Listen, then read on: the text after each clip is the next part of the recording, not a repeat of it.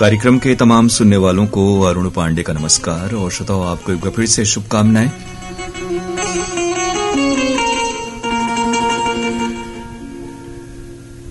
भोजपुरी फिल्मी गीतों का ये कार्यक्रम आपके व्हाट्सएप संदेशों पर आधारित होता है। फिल्मों के नाम हम आपको बता रहे हैं और व्हाट्सएप नंबर 7905519981 पर अपनी फरमाइशें आपको भेजनी हैं। आज की फिल्में हैं बलम परदेसिया, गंगा हमार माई और सजनवा बैरी भैले हमार। बलम परदेसिया, गंगा हमार माई और सजनवा बैरी भैले हमार।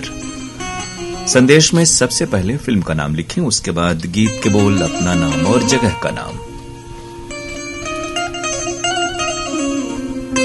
प्रयास करें कि पूरे कार्यक्रम के दौरान यानी संयम बरतें, एक बारी संदेश एक फिल्म के लिए भेजें और वक्त रहते जरूर भेज दें, क्योंकि कार्यक्रम के आखिर में बहुत से संदेश आते हैं, वो हम तक पहुंच भी नहीं पाते और शामिल नहीं हो पाते। बलम परदेसिया, गंगा हमार माई और सजनवा बैरी भैले हमार, ये 3 फिल्में हैं। 7905519981 ये व्हाट्सएप नंबर है। स्क्रीन हमारे सामने खुला हुआ है। बहुत सारी फरमाइशें आपकी आ चुकी हैं इन फिल्मी गीतों के लिए। आइए कार्यक्रम का आरंभ करते हैं आपकी ही फरमाइश के इस गीत के साथ। फिल्म है बलम परदेसिया। मोहम्मद रफी और आशा भोसले की आवाजें, अनजान के बोल, चित्रगुप्त का संगीत। गोर की पतर की रे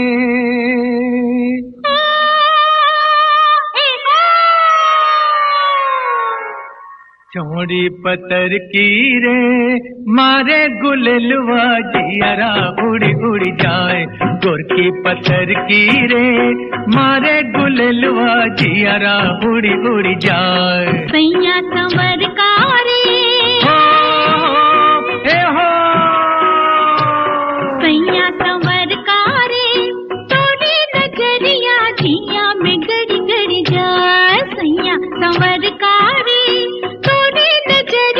जिया में गड़ी गड़ी जाए।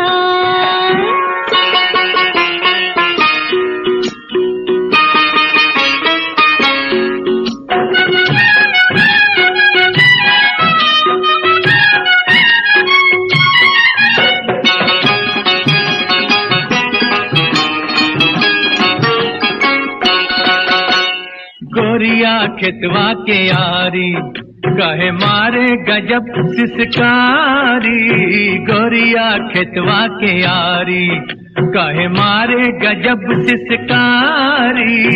थर थर कांपे रे जियरा, हो थर थर कांपे रे जियरा, चले हमरा कर जुबा हारी।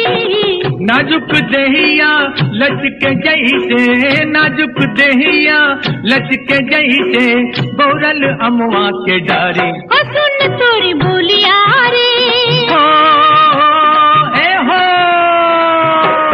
सुन तोरी बोलिया रे, खुल के झुलनिया भुइया गिर गिर जाए। गोर की पतर की रे मारे गुललवा जियरा उड़ी उड़ी जाए।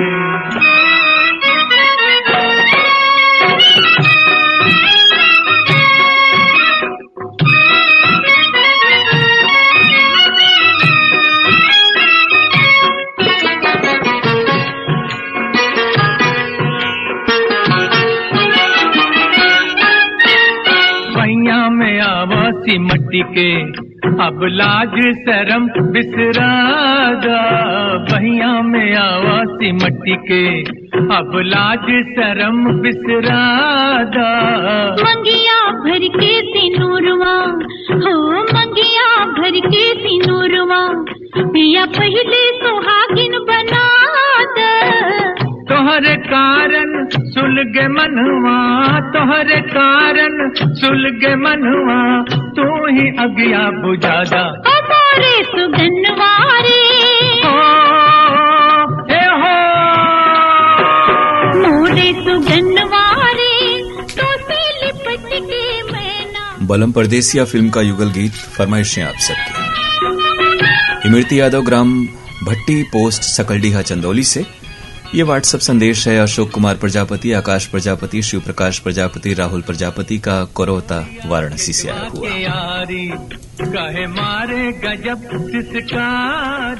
ग्राम बहरामपुर, टैमा, खरगोन, मध्य प्रदेश के श्रोता हैं डॉक्टर तिलोक चंद वर्मा, भागवत वर्मा, अभिषेक वर्मा, सीमा वर्मा, अमित वर्मा और समर राज और आर्यन। ये कहें कि एक बार ही संदेश भेजा करें। ये जो 16 दफे आपने संदेश भेजा है इसकी आवश्यकता तो नहीं है। इरशाद अहमद अंसारी, कामरान इरशाद, अरमान इरशाद, नावेद इरशाद और अजरा तबस्सुम की फरमाइश मदरसा गेट भावपुर मड़ियाहू जौनपुर से आई। रायपुर अनई बनारस के श्रोता हैं मास्टर अब्दुल मजीद अंसारी, नौरीन अंसारी और आफिया परवीन। डोंडी, लोहारा, बालोद, छत्तीसगढ़ के हमारे श्रोता कार्यक्रम से जुड़े हैं देवशंकर तामूरिया, अजय देव तामूरिया, तुषार देव, डॉली बेबी, पूजा तामूरिया, आरती और प्रभा देवी तामूरिया।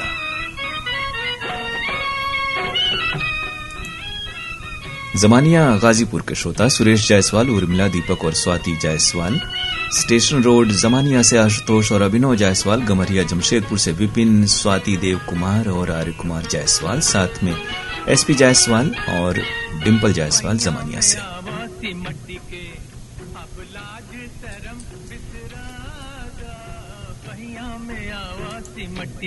ईदगाह रामनगर से हैं सोनू अंसारी और लंबे बाबू। सोनवर्षा खानपुर, चुनार, मिर्जापुर के श्रोता हैं अनीश राजभर, मनीष राजभर, आशीष राजभर और आकर्ष। ये फरमाइश आई दतने की भाटापारा छत्तीसगढ़ से हीरामणि वर्मा, पारसमणि वर्मा, पुष्पेंद्र मणि वर्मा और नोखेलाल वर्मा की। दिलदार नगर गांव पश्चिम मोहल्ला से जनार्दन पांडे, लक्ष्मीकांत पांडे, बबलू तिवारी और श्याम नारायण सिंह यादव। कोटवा नारायणपुर, बाबापट्टी, बलिया के श्रोता हैं ओम प्रकाश राय, उषा राय, अमित कुमार राय और हैप्पी राय। दुबिहा नेवादा गाजीपुर से प्रतीक, रोशनी और प्रांजल राय। शेरपुर कला गाजीपुर से हैं अवधेश राय, प्रीति राय और नवनीत राय। गमरिया जमशेदपुर से रोहन और आर्य जायसवाल। बबरी बाजार चंदौली से विजय और सरोज जायसवाल। रामनगर कदम जमशेदपुर से मुराहू और देवंती जायसवाल। चकिया बाजार चंदौली से सुंदर और सुमन जायसवाल। भोपालगढ़ राजस्थान के श्रोता हैं धर्मेंद्र छीपा, कपिल छीपा, ईशान छीपा और पूजा परिहार।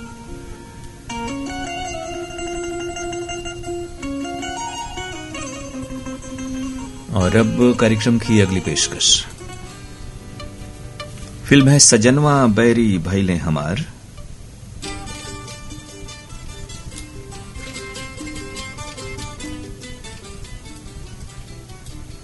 और इस गीत में आवाज है कविता कृष्णमूर्ति की, समीर के बोल, चित्रगुप्त का संगीत।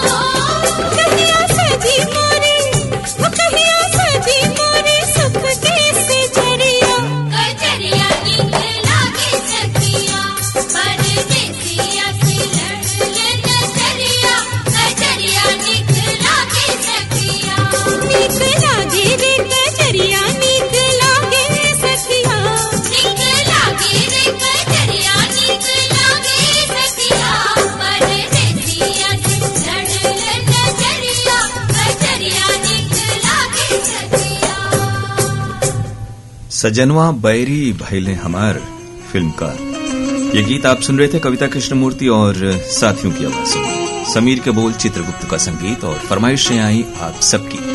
हमारे श्रोता हैं पहाड़िया, अशोक विहार कॉलोनी, फेज 2, वाराणसी से अनिल गुप्ता गोंड, रमा गुप्ता गोंड, अंकुश कुमार गुप्ता और पूजा गुप्ता गोंड।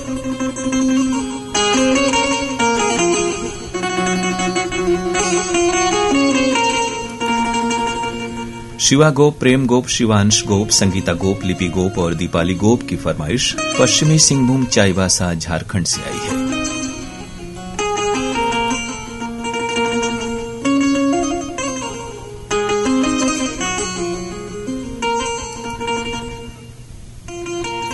परवेज अहमद और फागू सोनकर हमें सुन रहे हैं शुक्लपुरा वाराणसी से और ग्राम बरछी पोस्ट सकलडीहा चंदौली से हैं इमरती यादव।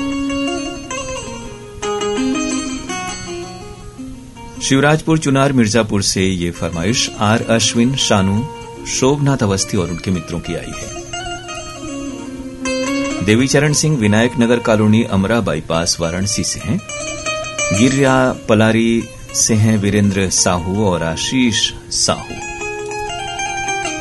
ग्राम चकपुटही असनाव बाजार जिला भदोही से गिरधारी लाल यादव, नागेंद्र कुमार, जितेंद्र कुमार, वीरेंद्र कुमार यादव और समीर की फरमाइश। अंबई तालुका सिलोड छत्रपति संभाजीनगर औरंगाबाद महाराष्ट्र से अनिल कुमार घोड़के, वैशाली अनिल, प्राजक्ता घोड़के, वैष्णवी घोड़के, गायत्री और यज्ञेश घोड़के। उत्तम कुमार बघेल, रुक्मणी बघेल, साहिल और भारती बघेल आप हैं लगान पंडरिया छत्तीसगढ़ के श्रोता। ग्राम पिपरलोड सरगांव छत्तीसगढ़ से हैं दीपेश वर्मा, पूनम वर्मा, ज्योति और शिवांश वर्मा। आशीष कुमार महरेव जौनपुर से आपकी फरमाइश आई। सुरेश विश्वकर्मा, सुशीला विश्वकर्मा, पीयूष, अयांश और उनकी माताजी हैं नौगढ़ बाजार चंदौली से। महेंद्र यादव, गौरव यादव, सरसा देवरिया मिर्जापुर से। ग्राम बहुआरा पोस्ट दिलदार नगर गाजीपुर के श्रोता हैं अकलूराम, केदार राम, रामनिवास सिंह कुशवाहा और उनके दोस्त। नीतू राजभर, विजय भारद्वाज, खानपुर, सैदपुर, गाजीपुर से। सोनवर्षा, खानपुर, चुनार, मिर्जापुर से राज, अनीश राजभर, मनीष राजभर, आशीष राजभर और आकर्ष राजभर। गोपालापुर, जौनपुर, रमीपुर के श्रोता हैं अवधेश तिवारी, प्रियंका तिवारी, शिवांगी तिवारी और परिवार के सदस्य।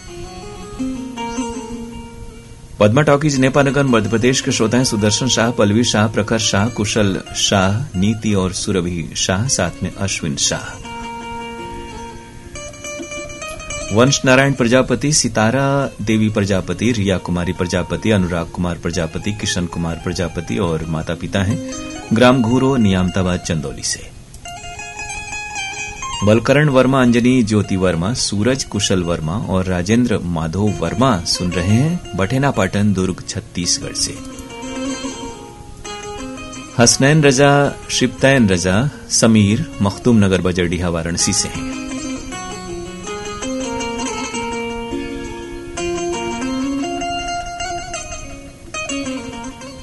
आपने एक शेर भी भेजा है, गुलाब जैसे लगते हो, गुलाब लगते हो, गुलाब जैसे हो, गुलाब लगते हो, हल्का सा मुस्कुरा दो तो लाजवाब लगते हो। बहुत शुक्रिया।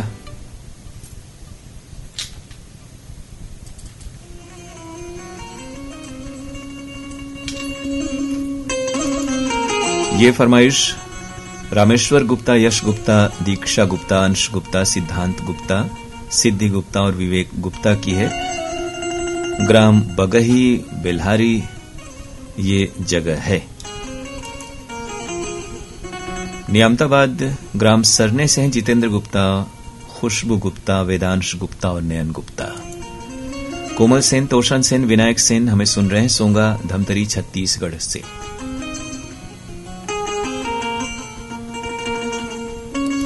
छोटा से अनार, बड़ा से आयरन, मतलब चाची, हर सोमवार को हमारे विद्यालय में आयरन की गोली खिलाई जाती है, यानी अनीमिया से छुटकारा, सेहतमंद भविष्य हमारा। बच्चों को अनीमिया मुक्त बनाने के लिए संतुलित आहार के साथ हफ्ते में 1 आयरन की गोली खिलाएं। कक्षा 1 से 5 के बच्चों को गुलाबी गोली और कक्षा 6 से 12 के बच्चों को नीली गोली, जो कि आंगनबाड़ी और सरकारी विद्यालयों में निशुल्क उपलब्ध है। राष्ट्रीय स्वास्थ्य मिशन द्वारा प्रसारित।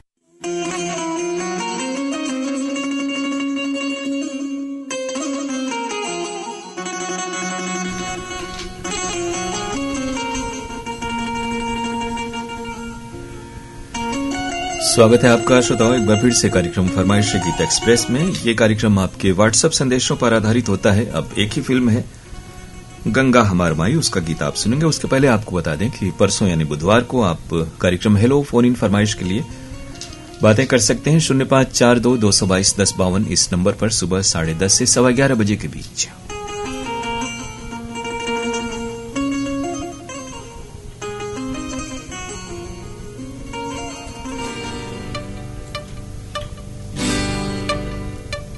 और आपकी ही फरमाइश से कार्यक्रम का आखिरी गीत, फिल्म है गंगा हमार माई।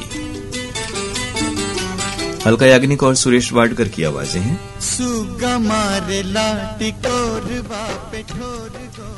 गीत समीर का, संगीत एक बार फिर से चित्रगुप्त का। ताके घड़ी घड़ी सुगिया के और गोरिया, बाटे सुगवा के मन में कौनो चोर रसिया, बाटे सुगवा के मन में कौनो चोर रसिया, चले नाही कौनो सुगिया बेजोर रसिया। सुगा मारे लाठी कोरबा पे ठोर गोरिया।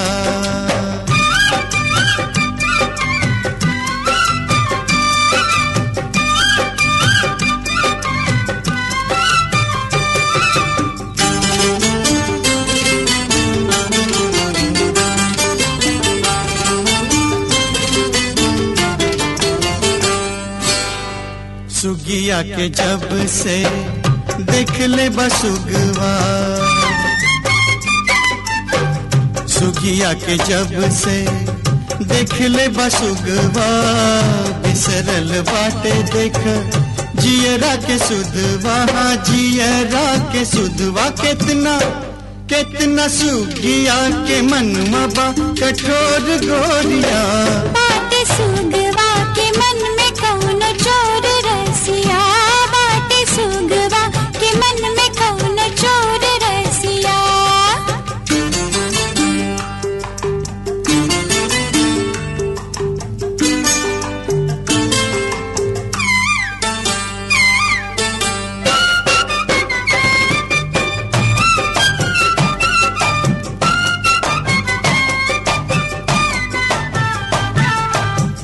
जलिया बिछावेला बन के बहेलिया, जलिया बिछावेला बन के बहेलिया, काहे के बुझावेला हमके पहेलिया, हमके पहेलिया। काहे काहे एक नाम मचावेला दूसर रसिया। सुगा मारे लाठी कोरबा पे ठोर गोरिया, सुगा मारे लाठी कोरबा पे ठोर गोरिया।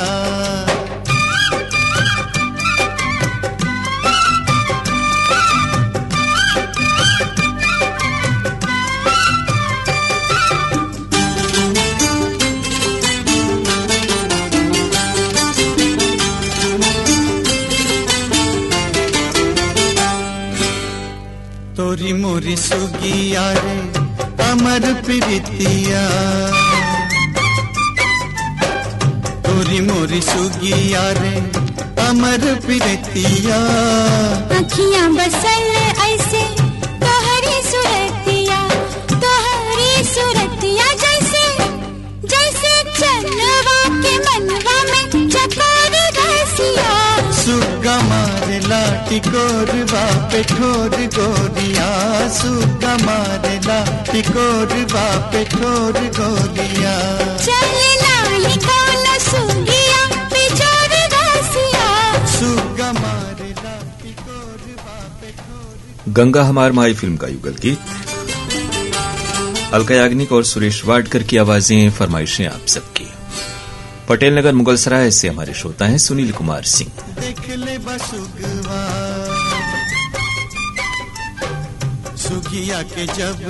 शाहकुटी मुगलसराय से सोनू जायसवाल, मंजू जायसवाल, सोनारी जमशेदपुर से कृष्णा और पूनम जायसवाल, हनुमानपुर मुगलसराय से डब्लू और माया जायसवाल, रामनगर कदमा जमशेदपुर से विनोद और पिंकी जायसवाल।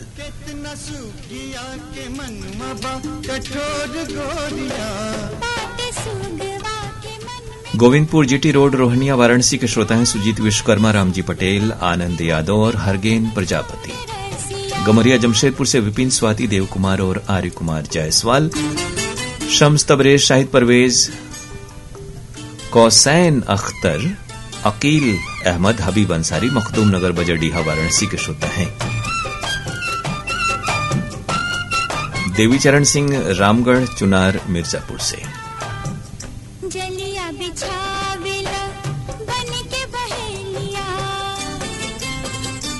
गुरैनी गाजीपुर से हमें सुन रहे हैं राम अवध, मुन्नी, अनुराग, अनुपम, अमृता, स्मृता और परिवार के बाकी सदस्य।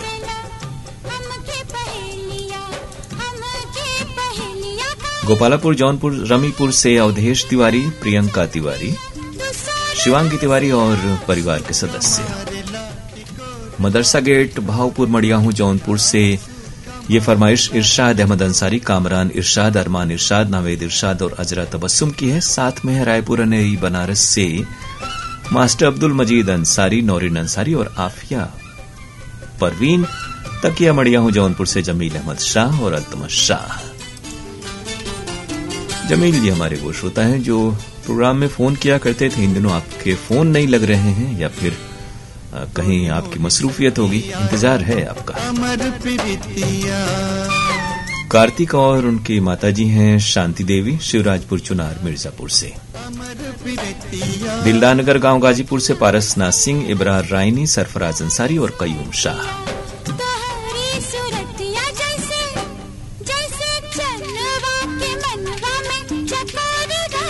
डुमराव बिहार के श्रोता हैं डॉक्टर डब्लू अंसारी, सोनम, अदीबा और दानिश अंसारी। दादरी गेट भिवानी से कृष्ण मेहरा, कोमल मेहरा, किरण, कपिल और कुणाल मेहरा की फरमाइश। रमेश कुमार विश्वकर्मा, पूनम विश्वकर्मा, प्रियांशु, प्रीत, प्रांजल, प्रकृति ग्राम मेहदीगंज, मड़ई, राजा तालाब वाराणसी से हैं। कोटवा, कपिलधारा, सराय मोहना वाराणसी के श्रोता हैं रतिना त्रिपाठी, राखी, आर्या, ऐन्द्री, ओमना, सारंग, शिवांग, रोली, अदिति और उनकी माताजी निर्मला त्रिपाठी। सोनी, मोनी, अफजल, हुजैफा, नाम यही लिखा है, अरहान, अरहम और इंशाल, ये क्या नाम है, और जुगनू। तो थोड़ा सा एक बार खुद देख लिया करेंगे तो नाम सही आएंगे। लालगंज, कटौली, आजमगढ़ के आप सब हैं। साथ में जैनब और शबरीन।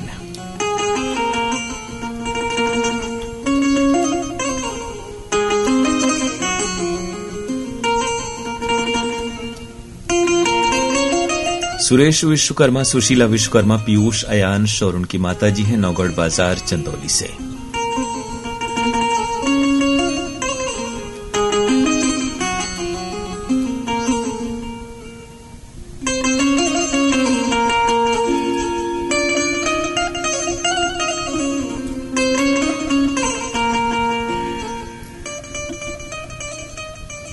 तो श्रोताओं, ये थे आपके तमाम संदेश जो सबके सब कार्यक्रम में शामिल हो चुके हैं। हम आपको शुक्रिया कह रहे हैं कार्यक्रमों में हमारे साथ यूं जुड़े रहने और हमारे साथ बने रहने के लिए। आपसे गुजारिश कि कार्यक्रमों के बारे में अपनी प्रतिक्रियाएं जरूर भेजें। तमाम प्रोग्राम जो प्रसारित होते हैं उसके बारे में पत्र के लिए धन्यवाद कार्यक्रम में जरूर लिखिए PKLDAIR varanasi@gmail.com पर, और वो कार्यक्रम आप सुनिए रविवार शाम 7:31 पर। साथ ही उम्मीद है हमारे नए पुराने तमाम श्रोता मेल तो भेजेंगे ही और हेलो फोन इन फरमाइश कार्यक्रम में प्रयास करेंगे उनसे हमारी बातें हों, ऐसी हम भी उम्मीद करते हैं और शुभकामनाएं आपको बहुत सारी। अब आज का ये कार्यक्रम यानी फरमाइशी गीत एक्सप्रेस समाप्त करने के अपने दोस्त अरुण पांडे को इजाजत दीजिए। नमस्कार।